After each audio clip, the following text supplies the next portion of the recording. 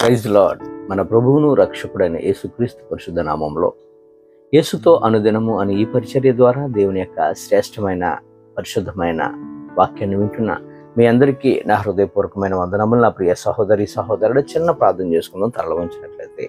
మహాగణుడ, పరిశుద్ధుడైన మా తండ్రి, ప్రేమగల దేవ, మహోన్నతుడ, నేను ఈరోజు నీ కుమారులుగా నీ కుమార్తెలుగా నీ వాక్యాన్ని మేము ధ్యానించుండగా ఆత్మ సంగములతో చెప్పు మాట చెవగలవాడు వినుగాక. నీ వాక్య ప్రకారంగా నీ ఆత్మతో మీరే మాతో మాట్లాడి నీ వాక్యంతో మమ్మల్ని సరిచేయమని యేసయ్య పుణ్యనామంలో ప్రార్థించి వేడుకుంటున్నాం మా యెహోవా తండ్రి, ఆమేన్.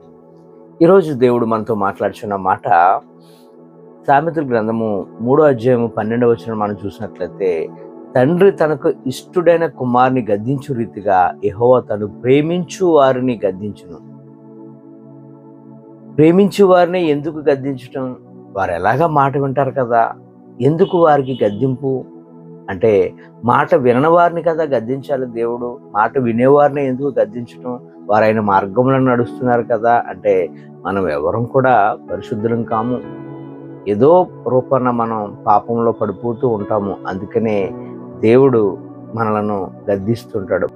మాట వినని వారిని గద్దింపుతో పాటు దేవుడు ఏం చేస్తాడంటే శిక్షిస్తాడు.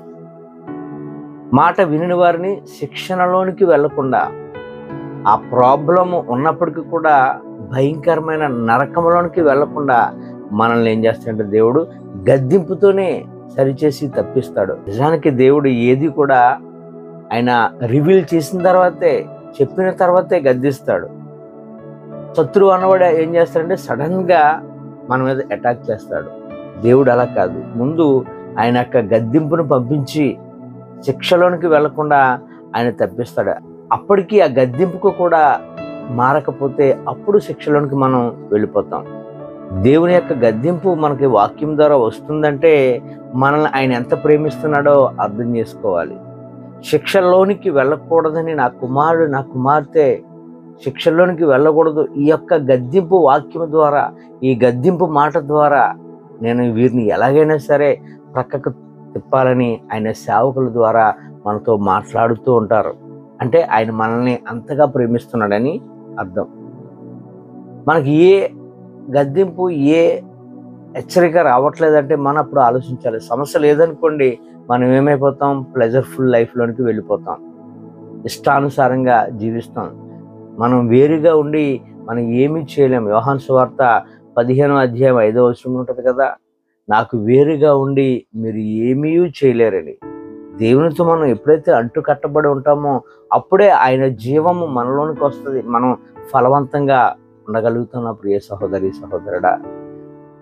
బైబిల్లో చూసినట్లయితే దావీదుని చూడండి, అలాగే దానియేలుని చూడండి, అలాగే అబ్రహాము, మోషే, వీళ్ళందరూ కూడా మరి అనేకమైన సమస్యలు ఉన్నప్పటికీ కూడా గద్దించి వారిని ఏ ఇబ్బందులోనికి వెళ్లకుండా దేవుడు తప్పించారు. వారిని వదలలేదు, వారు వెనువెంట ఉండి వారిని నడిపించి ప్రతి సమస్య నుంచి దేవుడు బయటకు వచ్చేలా చేశాడు. ముందు దేవుడు సమస్య ద్వారా జ్ఞానమును ఇచ్చి ఎలా తప్పించుకోవాలో మనకి నేర్పుతాడు. అది దేవుని యొక్క ఉద్దేశము, ఆయన ఇష్టులైన పిల్లల ఎడల.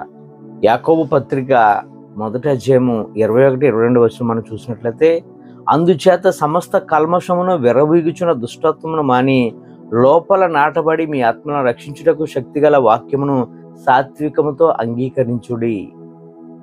మీరు వినువారి మాత్రమే ఉండి మిమ్మల్ని మీరు మోసపుచ్చుకొనకుండా వాక్యం ప్రకారము ప్రవర్తించు వారినే ఉండండి అని దేవుని యొక్క వాక్యం సెలవిస్తుంది.